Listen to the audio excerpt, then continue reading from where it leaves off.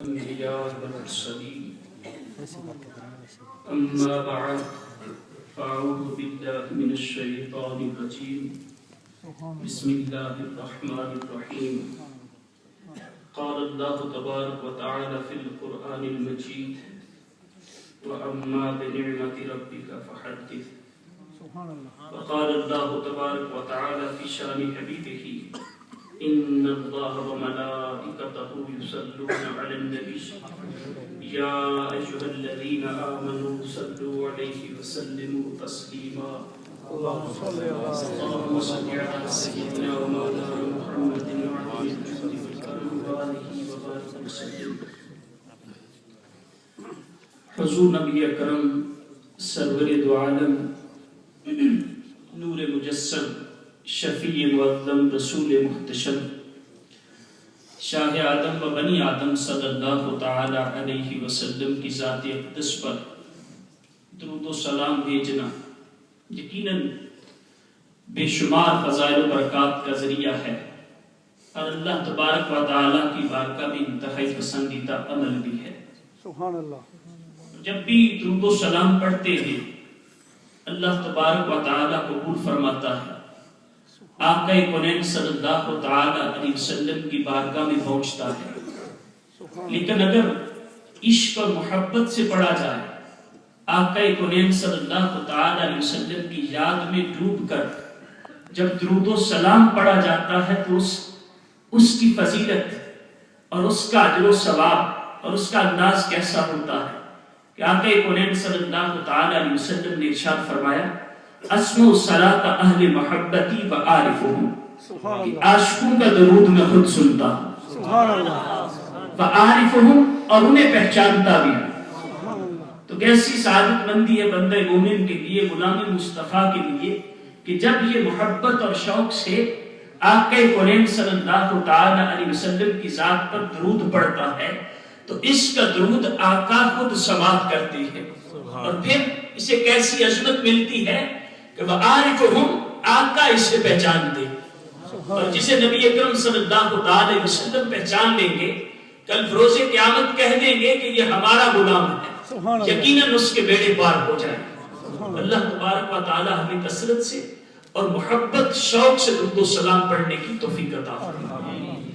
الحمدللہ محفل میلاد مصطفیٰ میں ہم شریک ہیں اپنے رب کا ذکر کر رہے ہیں اس کے محبوب کا ذکر کر رہے ہیں اور یہ لازم ہے ہم پر. ابھی آپ سن رہے تھے کہ رب کی نعمتوں کا شکر ادا کرنا اور اس انداز سے اکٹھے بیٹھ کر اس خاص نعمت کا شکر ادا کرنا یہ تو صحابہ کرام کا عمل تھا. طبرانی شریف کی حدیث پاک ہے ترمذی اور ابن ماجہ میں بھی یہ مضمون موجود ہے کہ آقا کونین صلی اللہ تعالی علیہ وسلم کا شان نبوت سے باہر تشریف لائے تو دیکھا کہ کچھ صحابہ اکٹھے ہو کر بیٹھے ہیں کچھ ذکر کر رہے ہیں. تو نبی اکرم صلی اللہ تعالی علیہ وسلم نے پوچھا ما اجلسکم اے میرے صحابہ تمہیں کس چیز نے بٹھایا ہے یہاں اس انداز سے اکٹھے ہو کر کیوں بیٹھے ہو؟ تو صحابہ اکرام عرض کرتے ہیں جلسنا نذکر اللہ ونحمدہ علی ہدانا لدینہ ومن علینا بکا کہ آقا ہم اکٹھے بیٹھ کر اپنے رب کا ذکر کر رہے ہیں اور رب کی حمد بیان کر رہے ہیں اس بات پر کہ رب نے ہمیں دین کی طرف ہدایت دی ہے اور آپ جیسی نعمت عطا کی ہے. سبحان اللہ.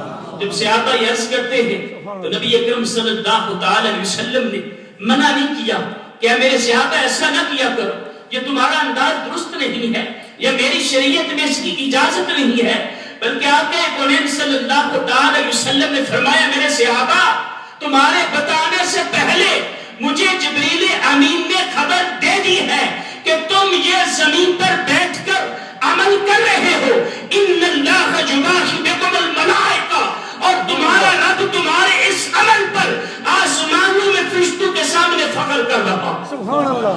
اے میرے فرشتوں دیکھو یہ میرے بندے ان کو اپنا محبوب عطا کیا ہے ان کو دین کی ہدایت دی ہے تو یہ کس انداز سے میرا شکر ادا کر رہے ہیں. سبحان اللہ. تو یہ اتنا عظیم عمل ہے اور پھر بالخصوص نبی اکرم صلی اللہ تعالی علیہ وسلم کی ولادت کی خوشی کرنا یہ تو ایسا عمل ہے اتنا عظیم عمل ہے کہ اگر کوئی کافر بھی کرے تو رب تو اسے محروم نہیں رکھتا اس پر اپنی کرتا ہے، اسے جزا دیتا ہے، تو اگر غلامی مصطفیٰ کرے تو رب اس پر کتنی رحمتیں نچھاور کرے گا۔ حدیث پاک میں روایت میں ہے کہ حضرت عباس رضی اللہ تعالی عنہ آقا کونین صلی اللہ تعالی وسلم کے چچا محترم وہ کہتے ہیں کہ رأیتہ فی منام بعد حول فی شر حال فقال ما لقیت راحتا بعدکم الا ان العذاب یخفف عنی فی کل یوم الاثنین۔ حضرت عباس سرکار کے چچا کہتے ہیں کہ میں نے ابو لہب کو مرنے کے 1 سال بعد دیکھا، 1 سال بعد خواب میں دیکھا، انتہائی بری حالت میں تھا۔ جب اس نے مجھے دیکھا تو مجھے کہنے لگا کہ جب سے تم سے بچھڑا ہوں، مرا ہوں، کبھی راحت نہیں پائی، تکلیف میں ہوں، عذاب میں ہوں، ہر وقت تکلیف میں رہتا ہوں۔ ہاں اتنی بات ہے کہ جب پیر کا منڈے کا دن آتا ہے تو میرے عذاب میں کمی کر دی جاتی ہے، میرا عذاب کم ہو جاتا ہے۔ حضرت عباس کہتے ہیں فقال ذلك ان النبی صلی اللہ علیہ وسلم ولد یوم الاثنین فابا لہب بشرت سوادته، کہتے ہیں کہ پیر کے دن آقا کونین کی ولادت ہوئی تھی اور ابو لہب کی لونڈی حضرت سویدہ نے اس کو جا کر خوشخبری سنائی تھی کہ تیرے بھائی کے گھر بیٹا پیدا ہوا ہے، تو اس نے اس خوشی میں اپنے بھتیجے کی ولادت کی خوشی میں اپنی لونڈی کو آزاد کیا تھا، تو رب کو اس کا یہ عمل پسند آ گیا، اس لیے ہر پیر کو رب اسے اس کی جزا دیتا۔ اب کافروں کے عذاب میں تو تخفیف ہی نہیں ہے، پکے جہنمی ہیں، ہمیشہ جہنم میں رہیں گے، لیکن رب کو اپنے محبوب کی کوئی اگر خوشی کرتا ہے تو کتنا پسند آتا ہے۔ پھر اسی پر تبصرہ کرتے ہوئے امام جلال الدین سیوطی نے رحمت ابن جوزی کا قول نقل کیا۔ وہ امام جلال الدین سیوطی اتنی عظیم ہستی کہ جو اپنی زندگی میں ماتھے کی آنکھوں سے بیداری کے عالم میں 75 مرتبہ آقا کونین کا دیدار کرتے ہیں، جو الحاوی للفتاوی میں لکھتے ہیں۔ اسی روایت پر تبصرہ کرتے ہوئے کہتے ہیں لوگوں دیکھو تو صحیح، اذا کان ابو لہب الکافر الذی نزل القرآن بذمہ جوزی بفرحہ لیلۃ مولد النبی صلی اللہ علیہ وسلم فما حال المسلم الموحد من امتہ یسر بمولدہ۔ کہ لوگوں دیکھو تو صحیح، یہ کافر ہے، ابو لہب وہ شخص ہے کہ جس کی مذمت میں قرآن نازل ہوا ہے کہ یہ ہلاک ہو گیا، یہ جہنمی ہے، اگر وہ اس رات کو خوشی کرتا ہے، رب اسے جزا دیتا ہے، تو بتاؤ اس مسلمان کی کیفیت کیا ہوگی جو آقا کا امتی ہے اور ساری زندگی ولادت کی خوشیاں مناتا ہے، اسے رب کیسا انعام عطا کرے گا۔ تو سمجھاتے ہیں کہ لوگوں اس سے سمجھو کہ اللہ تبارک و تعالیٰ تو کافر کو محروم نہیں کر رہا، اپنے محبوب کے امتیوں کو محروم کیوں کرے گا؟ اور یہ پھر نبی اکرم صلی اللہ علیہ وسلم کی یہ ولادت کی خوشیاں منانا یہ کیسا عمل ہے اور یہ کب سے ہے؟ ابن جوزی نے تو 600 سال پہلے لکھا، 600 سال پہلے آقا کونین کی ولادت پر رسالہ لکھا اور اس میں اپنے سے پہلے لوگوں کا عمل بیان کیا۔ اور ابن جوزی وہ تو کوئی تخصیص ہی نہیں کر رہے، وہ کس انداز سے بیان کر رہے ہیں؟ کہتے ہیں لا زال اہل الحرمین والشریفین والمصری والیمنی والشامی وسائر بلاد العرب من المشرق والمغرب یحتفلون بمجلس مولد النبی صلی اللہ علیہ وسلم ویہتمون اہتماما بلیغا علی السماع والقراءۃ وینالون باجر جزالک ینالون اجرا جزیلا وفوزا عظیما۔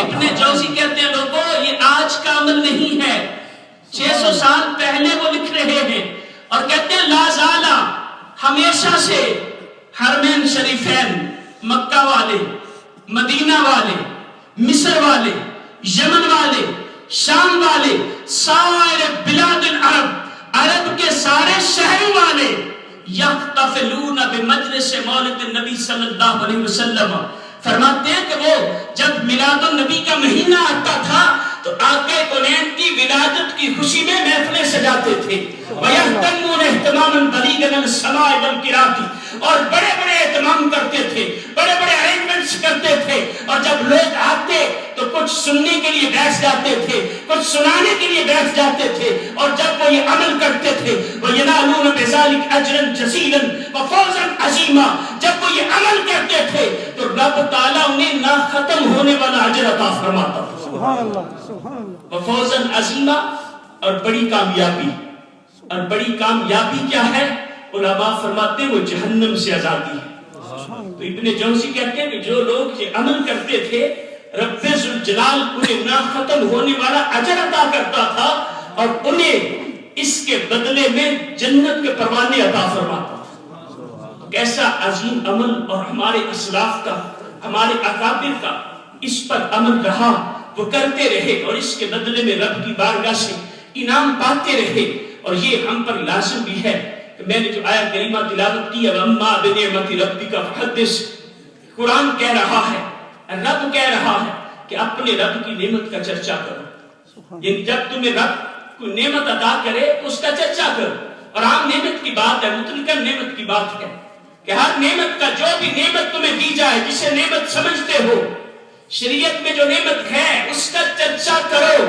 تو عام نعمت پر تو چرچا کا حکم ہے، تو جو ساری نعمتوں کی اصل ہے، جس کے صدقے ساری نعمتیں ملی ہیں، جس مہینے میں وہ نعمت ملی ہے اس مہینے میں اس کا چرچا کیوں نہ کرے؟ اور وہ تو ایسی نعمت ہے کہ جو کسی مہینے سے خاص ہی نہیں، جو ہمیشہ کے لیے ملی ہے، جو ان کی وجہ سے ہمیں برکات اور نعمتیں ملی ہیں وہ تو ہمیشہ سے جاری و ساری ہیں۔ اور پھر اگر صرف نعمت کی بھی بات ہو تو بخاری شریف کی روایت میں موجود ہے کہ محمد نعمت اللہ، کہ محمد صلی اللہ علیہ وسلم اللہ کی نعمت ہے۔ تو جب انہیں اللہ کی نعمت کہا جا رہا ہے تو رب کہہ رہا ہے کہ رب کی نعمت کا چرچا کرو۔ تو یہ ساری نعمتوں سے بڑی نعمت نعمت عظمیٰ ہے، اس کا چرچا کرنا سب سے زیادہ ضروری ہے۔ اور ان کا چرچا کیوں نہیں ہوگا؟ رب نے شان ایسی عطا کی ہے، رب نے شان ایسی عطا کی ہے کہ جو ان کی شان و عظمت کو دیکھے گا وہ چرچے ہی تو کرتا رہے گا کہ رب نے کیسا محبوب دنیا والوں کو دیا۔ اور نبی اکرم صلی اللہ علیہ وسلم کی ولادت سے لے کر، بلکہ ولادت سے پہلے آپ کے معجزات وہ ان ظہور پذیر ہو رہے تھے۔ ایک معجزہ یہ بھی تھا، مفسرین نے لکھا کہ جو ابرا کا لشکر تباہ ہوا تھا، ہاتھیوں کا لشکر جس کے بارے میں پوری سورہ فیل ہے، اس کی وجہ بھی یہ تھی کہ جب حضرت عبد المطلب نے جا کر اس سے مذاکرات کیے اور کہا کہ تم پلٹ جاؤ، ایسا نہ کرو، رب کا گھر ہے، تو اس نے کہا کہ نہیں، میں تو اس کو معاذ اللہ تباہ کروں گا۔ تو حضرت عبد المطلب نے آ کر اپنی برادری کو یہ بھی کہا کہ آؤ اس کا مقابلہ کرتے ہیں۔ فرمایا تم پہاڑوں کی طرف چلے جاؤ، تم پہاڑوں کی طرف چلے جاؤ، اب رب تعالی یہ سے نمٹے گا۔ اور اس پر مفسرین نے، سیرت نگاروں نے لکھا کہ اس کی تباہی کا سبب بھی یہ ہوا تھا کہ اس نے مکہ المکرمہ کو تباہ کرنا چاہا، لیکن 55 دن بعد وہاں نور مصطفیٰ ظہور پذیر ہونے والا تھا۔ اس نور کی برکت سے مکہ والوں کو رب ذوالجلال نے محفوظ رکھا اور ابرا کو تباہ کر دیا۔ تو آقا کونین کی ولادت سے پہلے ایسے انداز تھے۔ حضرت آمنہ رضی اللہ تعالی عنہ کہتی کہ جو عورتوں کو جب پریگننسی ہوتی ہے تو ان کی کچھ علامات ہوتی ہیں، پیٹ بڑھ جاتا ہے، کام کرنے میں مشکل ہوتی ہے، کچھ پینز تکلیفیں شروع ہو جاتی ہیں، چلنے میں پریشانی ہوتی ہے۔ فرماتی ہے مجھے ایسی کوئی علامت ہی نہیں ظاہر ہوئی، کوئی ایسی علامت نہیں ظاہر ہوئی، بلکہ ایسی برکات تھی کہ پہلے جب آقا کونین کا حمل ہونے سے پہلے کہیں پانی لینے کے لیے کسی کنویں پر جاتی تو ڈول ڈالنا پڑتا تھا، کھینچنا پڑتا تھا، پھر لانا پڑتا تھا۔ جب آقا کونین میرے رحم مبارک میں آ گئے، اب کنویں پر پہنچتی تھی، ڈول خود ہی نیچے جاتا تھا، بھر کر اوپر آ جایا کرتا تھا۔ آقا کونین صلی اللہ علیہ وسلم کے معجزات اس انداز سے ظاہر ہو رہے تھے۔ پھر فرماتی ہے وہ رات آ گئی جب آقا کونین صلی اللہ علیہ وسلم کی ولادت ہونی ہے۔ اس رات میں نے اچانک دیکھا کہ کچھ نورانی صورتوں والی عورتیں جن کے بہت لمبے قد ہیں، آسمان اور زمین کے درمیان ہے میرے سامنے، تو ان کو دیکھ کر کہتی میں ڈر گئی، لیکن 2 عورتیں آگے بڑھی۔ ایک نے کہا آپ ہم سے ڈرو نہیں، ہم تو تمہاری مدد کے لیے آئی ہیں، اور بولنے لگی کہ میں آسیہ جو فرعون کی بیوی تھی، موسیٰ علیہ السلام پر ایمان لے آئی تھی، کہنے لگی کہ میں آسیہ ہوں، اور دوسری بولی کہ میں مریم ہوں، ہم سے ڈرو نہیں۔ اور یہ جتنی عورتیں تمہیں نظر آ رہی ہیں یہ ساری جنتی حوریں سبحان اللہ یا کہ قرآن صلی اللہ علیہ وسلم کی ولادت کے موقع پر حاضر ہوئی ہے، اور پھر آقا قرآن صلی اللہ علیہ وسلم کی ولادت ہوتی ہے، ہر طرف نور پھیل جاتا ہے۔ حضرت آمنہ کہتی ہیں اپنے گھر میں بیٹھ کر میں نے شام کے محلات کو بھی دیکھ لیا، اس قدر نور پھیلا تھا، اور اچانک جب ولادت ہوتی ہے ایک آواز آتی ہے کہ میرے محبوب کو اٹھا لو، اس کو مشرق میں مغرب میں ساری کائنات میں سمندروں میں جنگلوں میں پھیلا کے لے آؤ تاکہ ہر کوئی جان لے کے رب کا محبوب آ گیا۔ سبحان اللہ سبحان اللہ نعرہ تکبیر، اللہ اکبر نعرہ رسالت، یا رسول اللہ نعرہ حیدری، یا علی شان مصطفیٰ، زندہ باد اب پھر جب ولادت ہو چکی سبحان اللہ دن آتا ہے، اب عرب کا دستور تھا کہ بچوں کو رورل ایریا سے آتی تھی دائیا لے جاتی تھی، آیا وہ رکھتی تھی، کیونکہ وہ لوگ سمجھتے تھے کہ رورل ایریاز میں ان کی زبان میں ایلوکینس فصاحت و بلاغت زیادہ ہے، آب و ہوا اچھی ہے۔ عرب کا انداز ایسا تھا بچوں کی پرورش کے حوالے سے۔ تو اس دن دائیاں آئی ہیں لینے کے لیے، مختلف گھروں میں جا رہی ہیں، عصر کا وقت ہو گیا، لیکن اس گھر کی طرف نہیں کوئی آئی۔ حقیقت تو یہ تھی کہ اس گھر والوں نے کسی کو قبول ہی نہیں کیا، اس لیے کسی کو توفیق نہیں ہوئی۔ تو عصر کے وقت حضرت عبد المطلب رضی اللہ تعالی عنہ کی ملاقات حضرت حلیمہ سے ہوئی، کہا کہ میرے گھر میں بھی بیٹا ہے، آپ بیٹا ہی کہتے تھے، اتنی آپ روایتیں پڑھیں گے حضرت عبد المطلب نبی اکرم صلی اللہ علیہ وسلم کو بیٹا ہی کہتے تھے کہ بیٹا ہوا ہے میرے گھر۔ پھر وضاحت بھی کی کہ میرا پوتا ہے اور اس کا باپ فوت ہو چکا ہے، اگر تم اسے لے جانا چاہو تو آؤ میرے ساتھ لے لو۔ تو کہنے لگی کہ میں اپنے شوہر سے مشورہ کر لوں۔ جب شوہر سے بات کی تو انہوں نے کہا ہاں لے لو۔ اب جب گئی کہا کہ میں لے جانا چاہتی ہوں، حضرت عبد المطلب کہتے ہیں پہلے مجھے کچھ سوالوں کے جواب دو، تمہارا قبیلہ کون سا ہے؟ کہتی ہے بنو سعد۔ کہا آل کون سی ہے؟ کہا آل زبید۔ کہا کہ نام کیا ہے؟ کہا حلیمہ۔ 3 دن سے رات میں خواب میں یہی فرمایا جا رہا ہے کہ اپنے پوتے کو اسی خاندان کی عورت کے حوالے کرنا۔ کہا جو کہتی جب انہوں نے یہ بات کی تو میں تو اور خوش ہو گئی کہ یہ کیسی بات ہے، یہ پہلی بتا رہے ہیں کہ ایسی عورت کو یہ بیٹا دینا، یقیناً یہ کوئی عام بیٹا نہیں ہے، عام بچہ نہیں ہے۔ کہتی ہے گئی، جب ان کے ساتھ آقا کریم صلی اللہ علیہ وسلم آرام فرما رہے جگانے کے لیے آگے بڑھی، جب نبی اکرم صلی اللہ علیہ وسلم کے چہرے انور کو دیکھا، آپ کے حسن و جمال کو دیکھا، تو دیکھ کر میرے تو ہوش اڑ گئے، سمجھ نہیں آ رہی کہ بات کیا کروں، ان کو جگاؤں کیسے۔